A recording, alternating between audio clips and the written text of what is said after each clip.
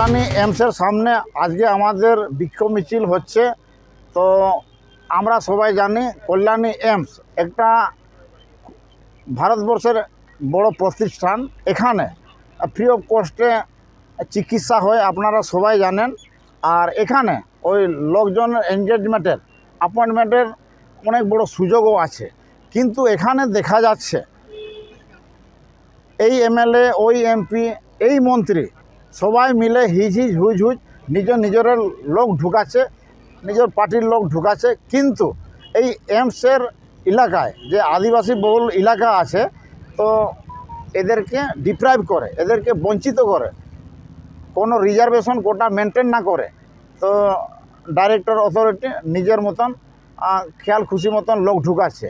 তো তার পরিপ্রেক্ষিতে এই ইস্যু বিরোধ করে তো আমরা যাতে আমাদের লোকজনকে ঢুকাতে পারি, বাবা সাহেব ডক্টর আম্বেদকর যে সংবিধানে রচনা করে গেছেন এবং 7.5% রিজার্ভেশন কোটা আছে, ওই প্রপোর্শনেট করে আমাদেরকে দিয়ে দেওয়া হোক, আমাদের লোকজনকে অ্যাপয়েন্টমেন্ট করা হোক।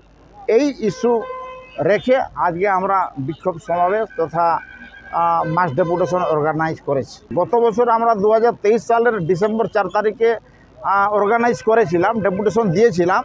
তো তখন আমাদেরকে কথা দিয়েছিলেন যে এই মুহূর্তে কোনো ভ্যাকেন্সি নাই, তবে আমরা চেষ্টা করব অতি শীঘ্র আপনাদের লোকজনকে ডাকবো। তো তাই আমাদের তখন 5 জনকে ডেকেছিল এবং তার 5 জন থেকে 3 জনকে অলরেডি নিয়েছে, অ্যাপয়েন্টমেন্ট দিয়ে দিয়েছে। তো ওই 3 জন আমরা এমসের ডাইরেক্টরকে তারপরে আমরা বলেছি, তা আমাদেরকে মনে ভিক্ষা দেওয়া হচ্ছে। তো এই 3 জনের কী হবে? তো অতএব আমাদেরকে অন্তত 60 জনকে দিতে হবে।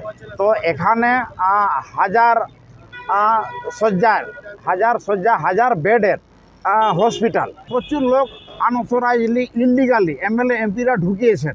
তো এখানে অন্তত আদিবাসীদেরকে 60 জন দিতে হবে।